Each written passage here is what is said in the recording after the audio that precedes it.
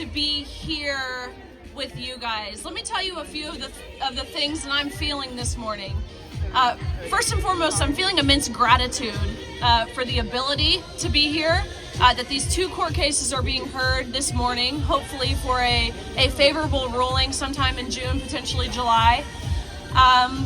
But honestly, I'm feeling pretty irritated, frustrated that we have to be here, as women, as middle schoolers, as high schoolers, as parents, as grandparents, defending common sense, defending biological reality, defending the truth, defending the opportunities for young girls to continue to hope and dream and achieve and succeed. When I first started to use my voice, flashback to 2022, a totally different political, cultural, social climate than the one that we're living in now. Honestly, I felt alone. I was naive to the fight, new, right? It took me being personally and negatively and directly impacted in the way that I was before I understood what was at stake. And I remember feeling so alone. But standing here with you all today, and now understanding that there were women fighting far before I was ever involved, I don't feel alone. I feel the camaraderie, the sense of being on a team. That's what this is. When you link arms with those who are younger than you, older than you, doesn't matter if you're black, it doesn't matter if you're white, it doesn't matter if you're gay or if you're straight, we're here to defend common sense.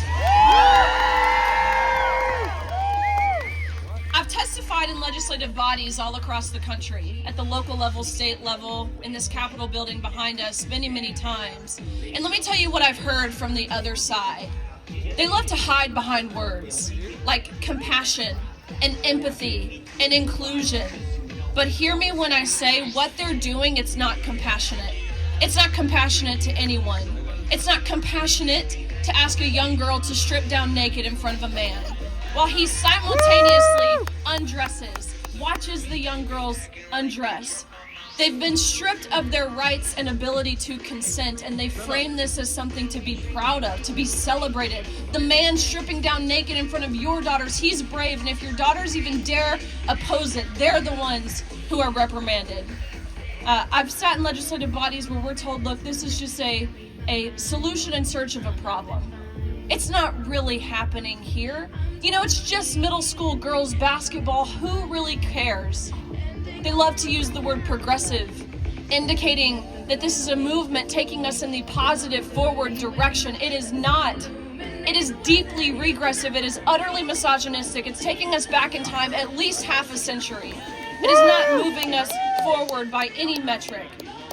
Here's what I have to say this morning. Understand that the cases that are being heard, it's not to decide if states must protect us as women, if we must have rights to equal opportunity, to privacy, and to safety. That's not what it is. It's if states even can.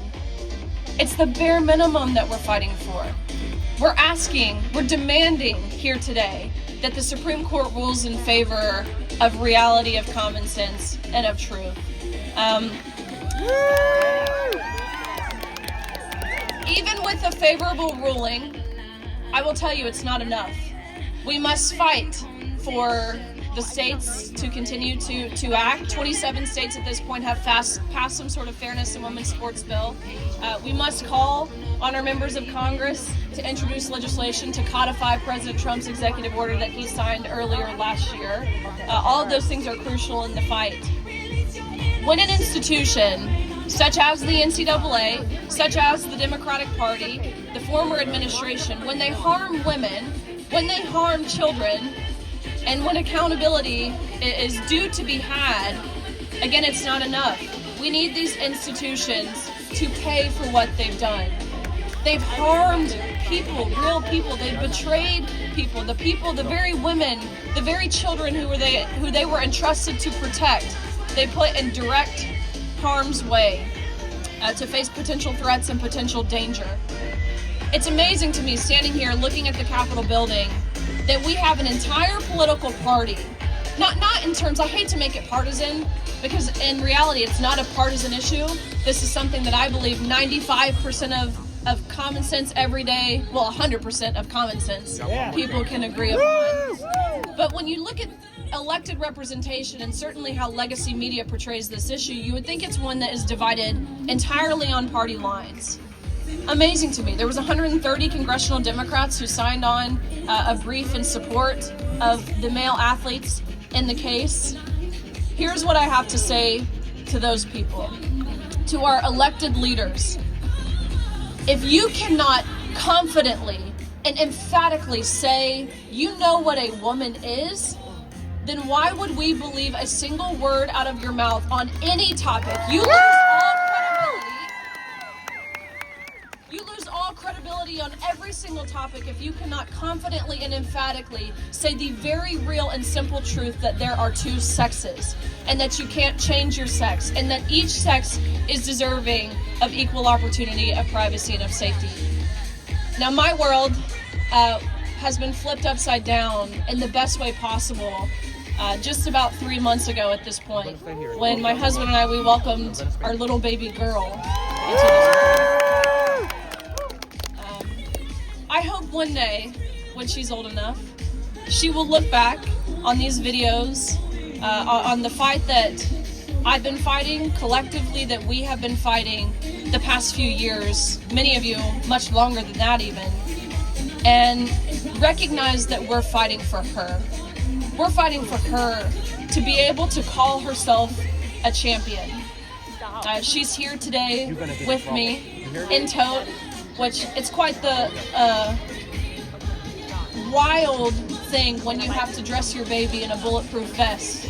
Your 3-month-old baby in a bulletproof vest, but nonetheless, her being here, it's symbolic of what we are fighting for. We're fighting for a fair and safe and just and righteous country and world that she will inherit. So on behalf of her, I say thank you. Thank you for being here. Thank you for showing up. Thank you for using your voice when it's scary. It's hard to say the things that we've been saying, and so just very grateful for you all, and again excited for today and a favorable outcome that I believe is soon to come. You will hear from a lineup of speakers today. Women who have been impacted, policymakers, lawmakers, those with the legal mind to explain why we're here, some of ADF's clients. The next woman who's up today, she's become a friend of mine. She was an athlete in college.